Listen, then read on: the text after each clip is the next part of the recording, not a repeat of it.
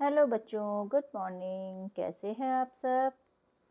चलिए आज हम पढ़ेंगे आपकी सारंगी 2 पाठ्य पुस्तक का पहला पाठ जो है नीमा की दादी। नीमा एक बच्ची है, आपकी उम्र की बच्ची है नीमा, जो स्कूल जाती है और उसकी दादी की कहानी है ये। तो देखिए फ़ोटोज़ में आपको दिख रहा है ना, नीमा स्कूल से आ रही है, उसकी दादी बैठी सब्जी काट रही हैं, फिर वो ऑयल लगा रही हैं अपने पैरों में। तो चलिए पढ़ते हैं। नीमा दोपहर में 2 बजे स्कूल से लौटती है। इस समय घर पर सिर्फ दादी होती हैं, वे कहीं आती जाती नहीं। नीमा जब स्कूल से घर आती है तो उसको अपने घर में केवल दादी मिलती हैं, क्योंकि दादी घर पर ही रहती हैं और दादी तो कहीं आती जाती नहीं है। तो आपके घर में आपको कौन मिलता है जब आप स्कूल से घर जाते हैं? कभी कभी बैठे बैठे सब्जी काट रही होती हैं। तो नीमा जब घर जाती है तो उसको अपनी दादी कभी कभी सब्जियां काटते हुए दिखती हैं। जैसे देखिए काट रही हैं ना इसके साथ दादी सब्जी। और कौन सी सब्जी काट रही हैं, क्या आप बता सकते हैं? कि लौकी है, लौकी काट रही है ना इसकी दादी। देखिए अगली फोटो में देखिए दादी क्या कर रही हैं। उनके घुटनों में दर्द रहता है, इसलिए कभी वे अपने घुटनों में तेल मल रही होती हैं। उन्हें नीमा का बहुत इंतज़ार होता है। तो नीमा जब तक स्कूल में होती है तो उसकी दादी क्या करती हैं, या तो वे सब्जियां काट रही होती हैं या कभी कभी वो अपने घुटनों में तेल लगाती हुई मिल जाती हैं। उनके घुटनों में दर्द होता है, इसलिए वो तेल से अपने घुटनों की मालिश करती हैं और नीमा का इंतज़ार करती हैं ताकि नीमा आए तब वो उससे बातें करें, क्योंकि उनकी दादी तो कहीं जाती नहीं है और वो घर पर ही अकेली रहती हैं। तो देखिए इसमें नीमा आ रही है, स्कूल से आ रही है ना, और वो अपनी दादी को देख रही है काम करते हुए। तो आइए अगला पेज पढ़ते हैं। नीमा रोज खाना खाते खाते स्कूल की बातें सुनाती है। दादी भी उससे खूब बातें करती हैं। आप लोग भी घर पे जाते हैं तो स्कूल की बातें बताते हैं घर पे अपनी मम्मी को या अपनी दादी को, अपने पापा को। वैसे ही नीमा भी अपने स्कूल की बातें बताती है। शाम को नीमा खेलने जाती है। आप लोग भी जाते हो खेलने? एक दिन नीमा खेलने के लिए जाने लगी तो दादी बोली, नीमा थोड़ी देर बैठ जा। क्यों? नीमा पलट कर बोली, मेरा समय नहीं कटता। दादी बोली। दादी ने कहा नीमा से कि थोड़ी देर उनके पास वो बैठे, क्योंकि दादी अकेली रहती हैं। तो दादी क्या करें अकेले, दादी का टाइम ही नहीं कटता है। तो नीमा रुकी, फिर दौड़ कर दादी की चप्पलें ले आई और बोली, दादी आप भी मेरे साथ खेलने चलिए, खेलने में समय बहुत जल्दी कटता है। मैं 5 बजे खेलने जाती हूँ, पर 10 मिनट में ही 6 बज जाते हैं। बताइए ऐसा कैसे होता है कि वो 5 बजे तो खेलने गई, लेकिन 6 बजे 10 मिनट ही होते हैं, उसको 6 बज जाता है। क्यों होता है ऐसा? क्योंकि बच्चे जब खेलते हैं ना तो उनको टाइम का पता ही नहीं चलता, वो खेलते ही रहते हैं। उनको लगता ही नहीं कि अभी 1 घंटा हो गया है, उन्हें तो लगता है 10 ही मिनट हुए हैं। तो फिर ऐसी बात सुनकर दादी जोर से हंसी। देखिए हंस रही है ना दादी और नीमा। फिर वे दोनों खेल के लिए मैदान की ओर चल पड़ी। देखिए दोनों जा रही हैं एक दूसरे का हाथ पकड़कर, मैदान में जा रही हैं और वो दोनों वहाँ पर खेलेंगी। आप लोग भी जाते हैं अपने पेरेंट्स के साथ, मम्मी पापा के साथ या दादी के साथ खेलने जाते हो शाम को? और कौन कौन से खेल खेलते हो आप लोग? क्या आपके दादी बाबा आपके साथ जाते हैं? और वो अगर जाते हैं आपके साथ तो वो वहाँ पर क्या करते हैं इतनी देर तक बैठकर? जब तक कि आप लोग खेल खेलते हो दादी बाबा क्या करते हैं? वो बातें करते हैं। अब देखिए इसकी आई है एक्सरसाइज, अभ्यास आ गया है बातचीत के लिए। अब आपसे क्वेश्चन पूछेंगे इसके और आप लोग आंसर दोगे। नीमा की दादी घर पर ही क्यों रहती हैं? क्योंकि नीमा की दादी कहीं आती जाती नहीं है, इसलिए वो घर पर ही रहती हैं। मैदान में जाकर दादी ने क्या किया होगा, सोचिए और बताइए।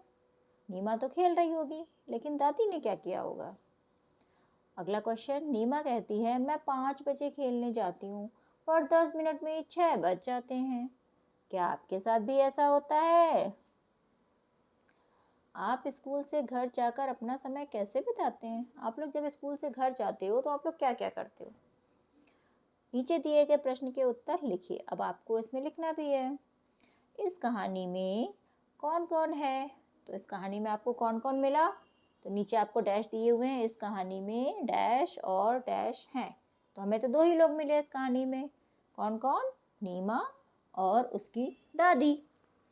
तो नीमा स्कूल की बातें अपनी दादी को बताती है। आप स्कूल की बातें किसे बताते हैं बताइए।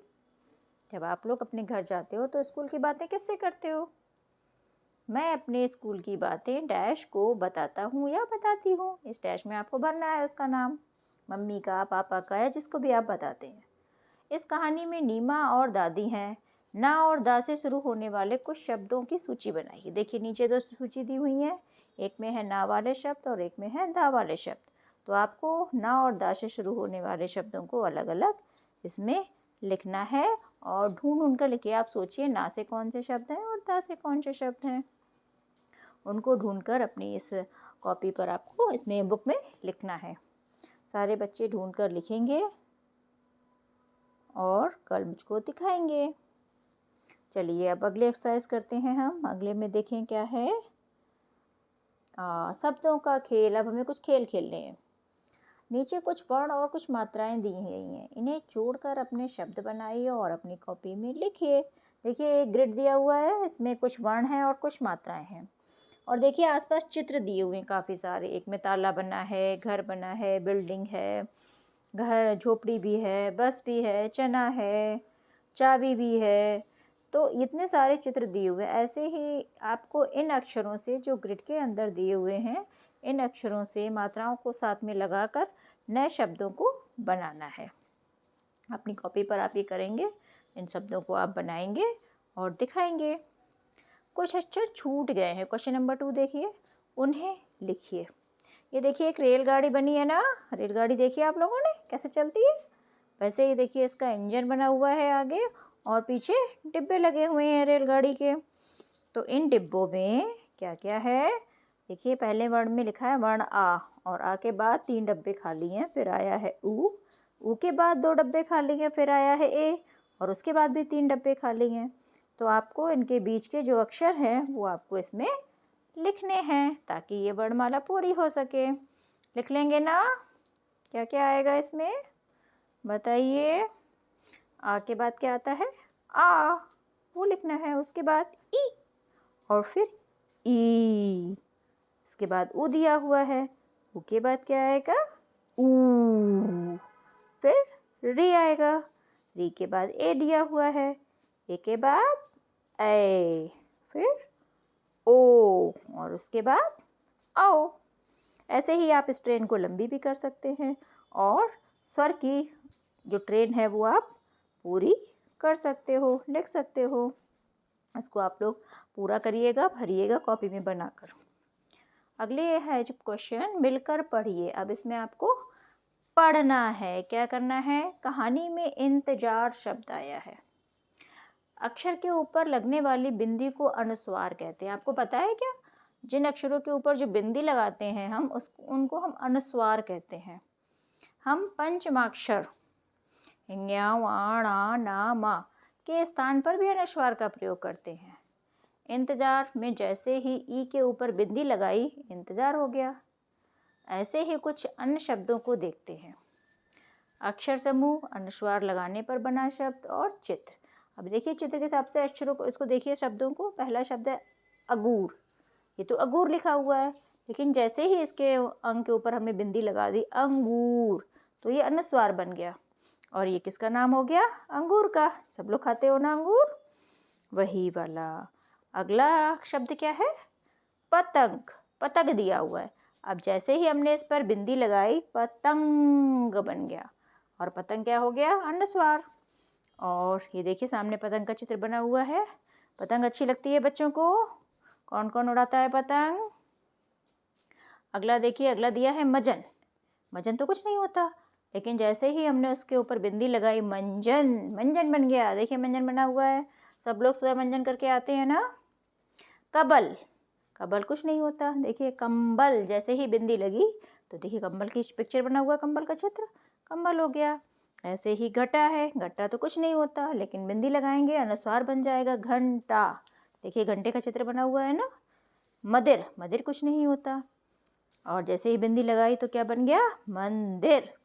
मंदिर का चित्र बना हुआ है ना, सब लोग मंदिर जाते हो ना, वही वाला मंदिर। धन्यवाद, मिलते हैं।